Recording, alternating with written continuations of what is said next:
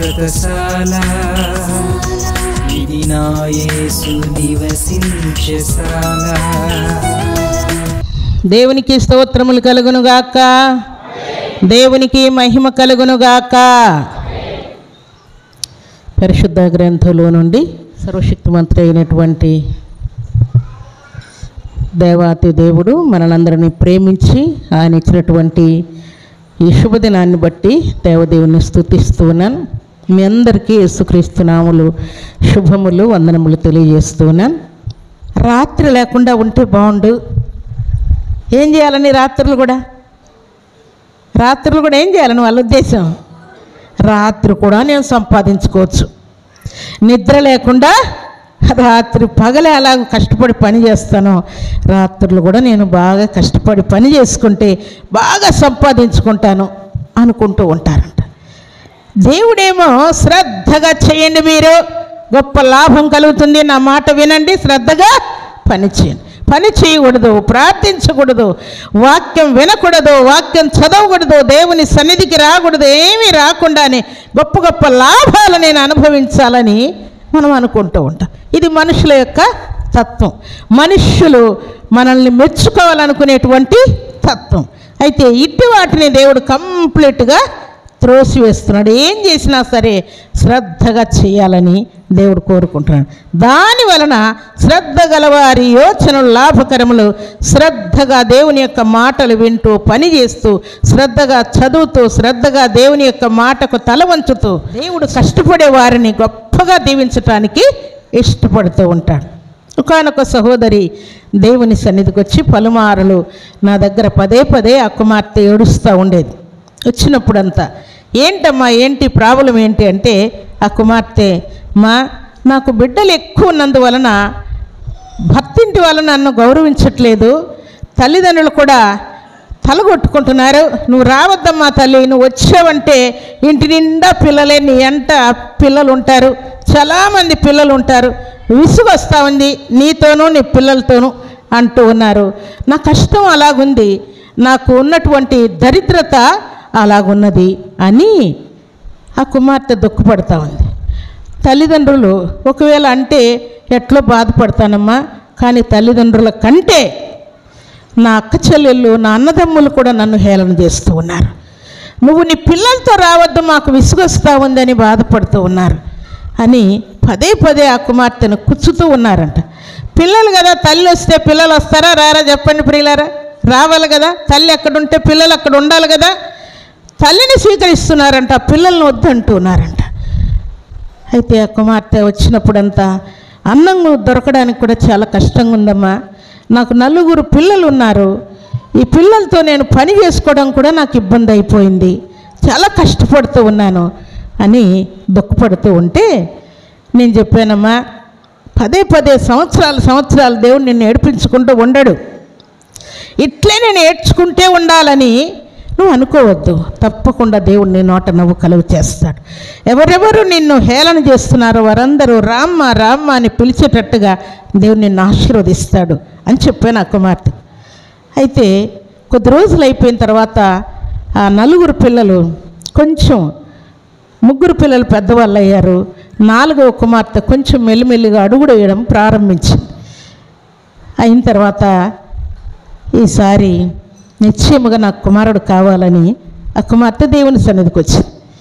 దేవుని సన్నిధికి వచ్చినప్పుడు నేను చెప్పినటువంటి మాట ఆ కుమార్తె జ్ఞాపకం తెచ్చుకొని, పదే పదే నువ్వు ఏడవు, నీ ఇంటి వాళ్ళు అన్నం పెట్టడానికి కూడా విసుక్కుంటున్నారు అంటున్నావు కదా, ఇక ఏడవు, నువ్వు నవ్వుతావని చెప్పావమ్మా ఒకరోజు నాకు.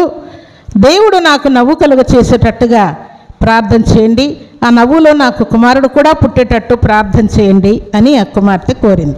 సరే ప్రార్థన చేసి ఆ కుమార్తెకు అన్నీ దుఃఖపడకుండా ఏడవకుండా ధైర్యంగా ఎలాగుండాలో చాలా విషయాలు చెప్పి ఆ కుమార్తెను పంపించాను. జరిగిన కార్యం ఏంటంటే దేవుడు చక్కటి కుమారుణ్ణి ఆ కుమార్తెకి ఇచ్చాడు. ఇచ్చిన కుమారుడు పుట్టినా కూడా ఇంటి వాళ్ళు మా దగ్గరికి రావద్దు అని అంటూ ఉన్నారంట. నువ్వు చాలామందిని వెంట ఇప్పుడు ఎంతమంది అయ్యారు చెప్పండి? 5 మంది అయ్యారు కదా. ఈమె భర్త వస్తే ఎంతమంది అవుతారు? 7 మంది అయ్యారు. 7 మంది మీరు రావద్దండి అని పదే పదే వారు విసిగిస్తూ ఉంటే ఆమె మరొకసారి మంగళవారం నా దగ్గరకు వచ్చి, మా ఉండడానికి ఇల్లు లేదు, తినడానికి కడుపు నిండా అన్నం లేదు, ఇలాంటి పరిస్థితుల్లో భర్తింట్లో ఏ కష్టమైనా అనుభవిస్తాను, కొంచెం 2 రోజులు నెమ్మది పొందడానికి అమ్మ వాళ్ళ దగ్గరికి వెళ్తే అందరూ నన్ను ఇలాగే మాట్లాడుతూ ఉన్నారు. నేను వాళ్ళని ఆశ్రయించకుండా నన్నే వాళ్ళు ఆశ్రయించాలి. ఎవరినెవరు ఆశ్రయించాలంట? కుమార్తెనే తల్లిదండ్రులు ఆశ్రయించాలంట.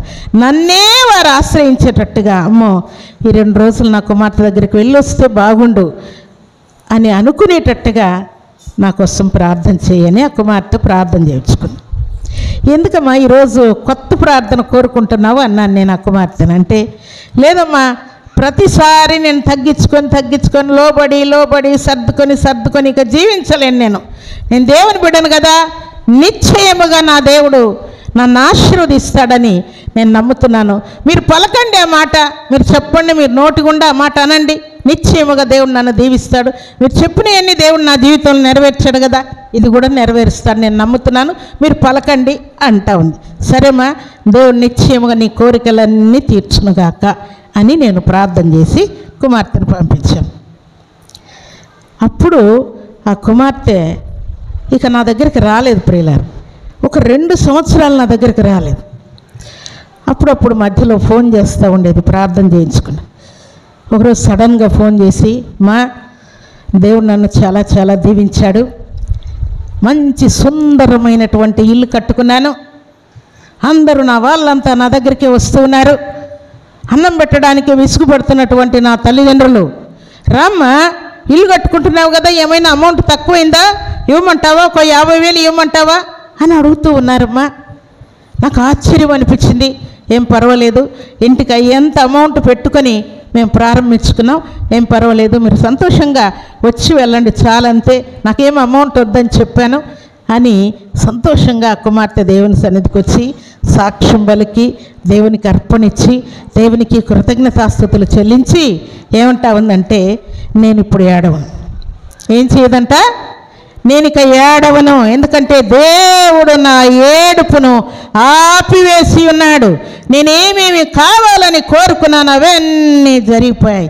చక్కటి గృహాన్ని దేవుడు నాకు అనుగ్రహించాడు, చక్కటి బండి ఇచ్చాడు. నా భర్త కూడా పలుమార్లు నా మీద నీ కుమారుడు పుట్టడు, నీ బతుకు అంతే అంతే అని విసిగించాడు. ఆయన కూడా చల్లబడిపోయాడు. కుమారుడు పుట్టగానే ఏమయ్యాడంట? చల్లగా అయిపోయాడంట. అన్నీ ఆగిపోయాయి. కాబట్టి నాకు దేవుడు సంతోషం ఇచ్చాడు. కాబట్టి సంతోషంగా ఇప్పుడు నా భర్త కూడా దేవుని సన్నిధికి వచ్చాడమ్మా. ఇద్దరం సంతోషంగా సాక్ష్యం పలికి దేవుణ్ణి మహింపరచడానికి వచ్చానని ఆ కుమార్తె సంతోషంగా సాక్ష్యం పలికి దేవుణ్ణి మహింపరిచి వెళ్ళింది ప్రియులారు. అయితే నేను మీకు చెప్పే మాట ఏంటంటే, శ్రద్ధ కలిగి ఉండండి దేవుని విషయంలో, ఆశ కలిగి ఉండండి, సోమరులుగా ఉండొద్దండి, స్వార్థపరులుగా ఉండొద్దండి, దేవుని మీద ఆశ పెట్టుకుని ఉండండి. నిశ్చయముగా మీ హృదయ కోరికలన్నీ కూడా దేవుడు తీర్చబోతున్నాడు. ఇక మీదట మీరు ఏడవటానికి వీలు లేదని దేవుడు ఆజ్ఞాపిస్తున్నాడు. మీరు ఏడిస్తే దేవుడు తట్టుకోలేకపోతున్నాడు. మీరు నవ్వుకుంటూ ఉండాలని దేవుడు ఆశపడుతున్నాడు. అందుకే ఈ కుమార్తెకు కుమారుని ఇచ్చి సంతోషపరిచాడు, భోజనం పెట్టి సంతోషపరిచాడు, ఇంటినిచ్చి సంతోషపరిచాడు. ఎవరెవరు మా ఇంటికి రావద్దన్నారో వారందరూ కూడా మరలా రమ్మని పిలుస్తూ ఉన్నారు.